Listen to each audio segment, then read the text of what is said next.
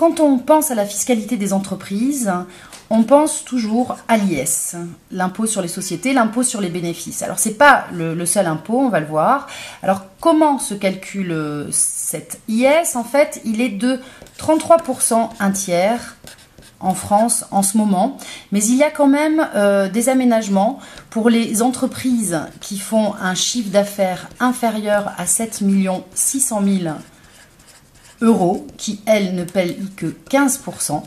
Et pour les très grandes entreprises qui, ces dernières années, se sont vues ajouter d'autres contributions.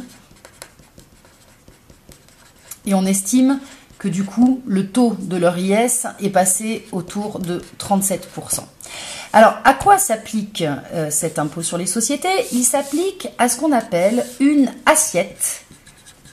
Vous avez forcément entendu ce mot-là dans les débats sur la fiscalité.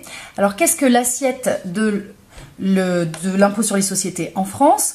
Alors, pour la trouver, on prend les produits de l'entreprise.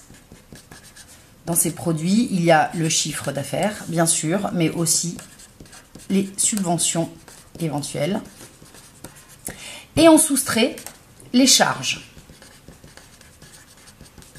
Alors, ces charges, ce sont les salaires, plus les cotisations attenantes. Ces charges, ce sont aussi des provisions.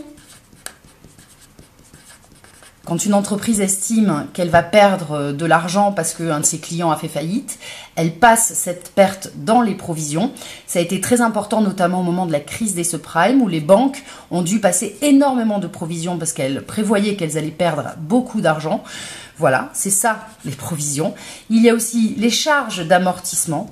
Alors, l'amortissement pour une entreprise, c'est considérer par exemple que la machine-outil qu'elle a achetée a une durée de vie de 10 ans. Donc, elle va diviser le prix d'achat de cette machine-outil par 10 et chaque année, elle va retirer ce montant à ses produits. Et il y a, important, les charges financières.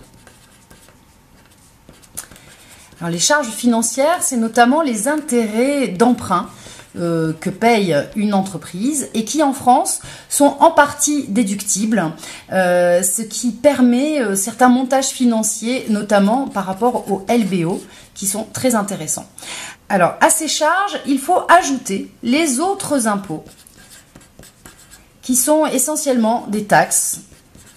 Taxes d'apprentissage, taxes sur les salaires. Il y a 200 taxes en tout qui s'appliquent aux entreprises. Et quand on a tout ça, on peut calculer un résultat avant impôt. C'est à ce résultat que va s'appliquer le taux de 33%. Et une fois qu'on aura retiré ce produit, on trouvera ce qu'on appelle donc le résultat net. C'est ce chiffre, en fait, qui est généralement utilisé quand on parle des bénéfices de l'entreprise. Voilà.